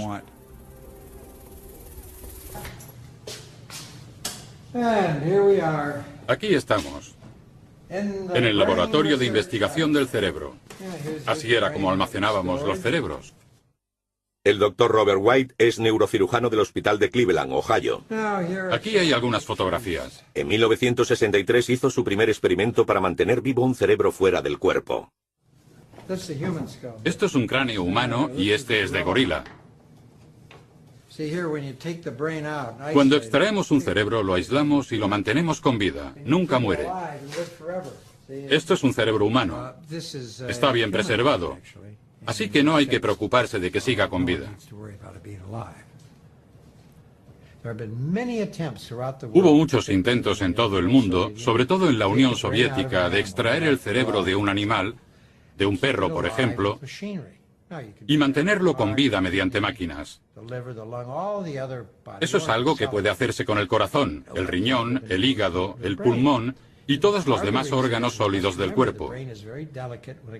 Pero nadie ha sido capaz de lograrlo con el cerebro. Y en parte se debe a que el cerebro es muy delicado en lo que respecta a irrigación sanguínea. Así que al fin lo conseguimos y descubrimos que el cerebro de un animal desarrollado tenía ondas cerebrales y se producían en él procesos químicos que funcionaban a la perfección. Pero no podíamos comunicarnos con él. Le enviábamos impulsos eléctricos, podíamos demostrar que nos oía, pero no sabíamos si estaba procesando esa información. Pero lo más importante fue que nos dimos cuenta de que si podíamos hacer práctica, se ha demostrado que puede resultar algo más difícil. El motivo es que no sabemos exactamente qué trozos de ADN utilizar. Aún no hemos tenido suficiente éxito a la hora de colocar un trozo de ADN determinado en las células correctas. Hemos aprendido a hacerlo de la naturaleza. Pero, ¿qué es una infección viral? Se trata de un virus que se adhiere a las células, entra en ellas y utiliza sus componentes para multiplicarse. Si cogemos ese virus y le quitamos las partes peligrosas, se adherirá a la célula, pero no podrá dañarla. No obstante, podemos darle la capacidad de eliminar trozos dañados de la cadena de ADN y sustituirlos por buenos. Este es un mecanismo que se utiliza actualmente en terapia genética. La capacidad de manipular nuestros genes tiene implicaciones obvias. Podemos cambiar el ADN para prevenir o curar enfermedades hereditarias o alterar el de los donantes de órganos para que el cuerpo de los receptores no los rechace. El órgano ni siquiera necesita proceder de otro ser humano. Podría ser perfectamente de un animal. Los cerdos podrían ser una buena fuente de riñones y otros órganos para el trasplante. Pero debido a las diferencias entre las dos especies, el riñón o el hígado del cerdo serían rechazados por el cuerpo humano. De modo que si consiguiésemos humanizar esos órganos, añadiéndole un poco de ADN humano, haciendo que las células fuesen más humanas, habría muchas probabilidades de que el paciente no los rechazara. Actualmente se está intentando humanizar tejido animal y es una industria en expansión porque necesitamos más órganos.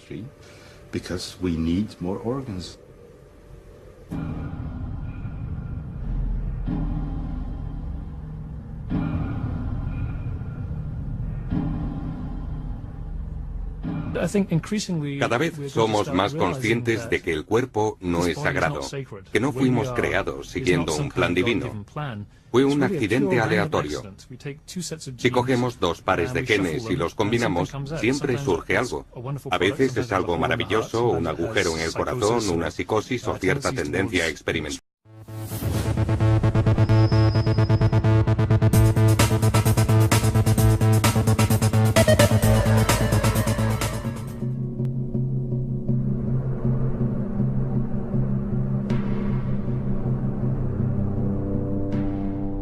En el curso de la historia ha habido épocas en las que la humanidad ha hecho rápidos avances.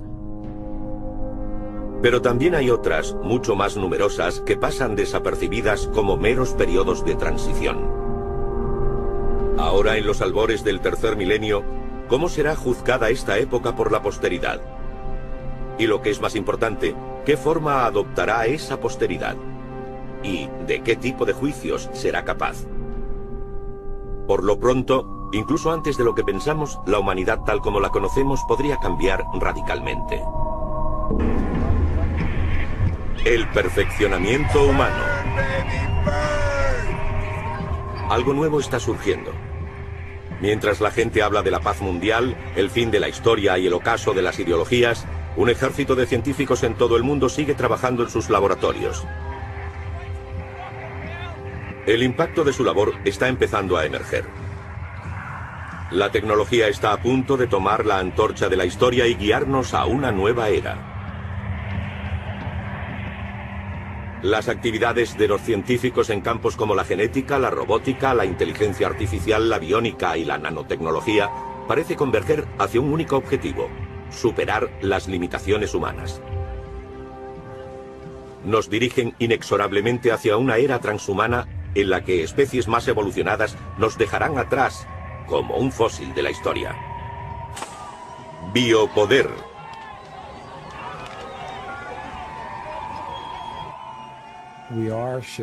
Estamos cambiando a una base transhumana.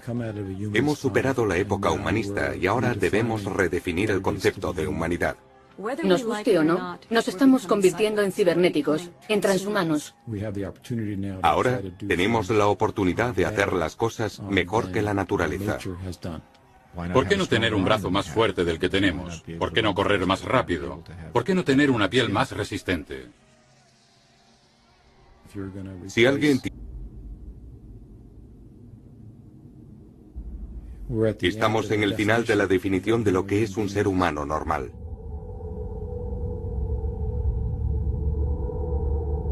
Todo ser vivo está definido por su código de ADN. El ADN es una larga cadena de parejas formadas por 4 moléculas diferentes llamadas A, T, C y G, que se encuentran en todas las células. En esencia, es un código de barras digital que nos define como seres humanos, igual que define al resto de formas de vida del planeta. Solo la variedad de combinaciones de estos 4 elementos nos diferencia a unos de otros. El proyecto Genoma Humano comenzó en 1990 como la empresa tecnológica más ambiciosa de la historia, con un presupuesto muy superior al de la carrera espacial a la Luna, y en el que participaron cientos de laboratorios en todo el mundo con un mismo objetivo. Básicamente, se trataba de determinar la secuencia completa del genoma humano, los 3.000 millones de letras que conforman nuestro código genético. Y ahora que lo conocemos, es verdaderamente increíble, parece un código digital. En su interior está la información sobre los genes necesarios para crear un hígado, un corazón o cualquier otra parte del cuerpo humano. Ahora empieza la parte divertida, porque tenemos que descodificarlo para identificar las letras que nos interesan. Pero prácticamente es un código digital.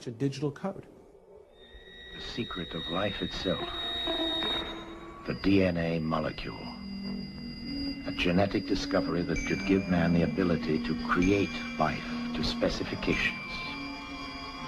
With it comes the power to change evolution itself. Never have we had such opportunity, or such awesome responsibility. Cambiar la estructura de ADN en un laboratorio es algo bastante sencillo y simple. Se puede estudiar un trozo de ADN para averiguar su función, se modifica la composición y se ve el efecto sobre la función. Se trata de un trabajo rutinario en un laboratorio de este tipo. Pasar del laboratorio a la persona, a la terapia, en teoría es igual de sencillo. En la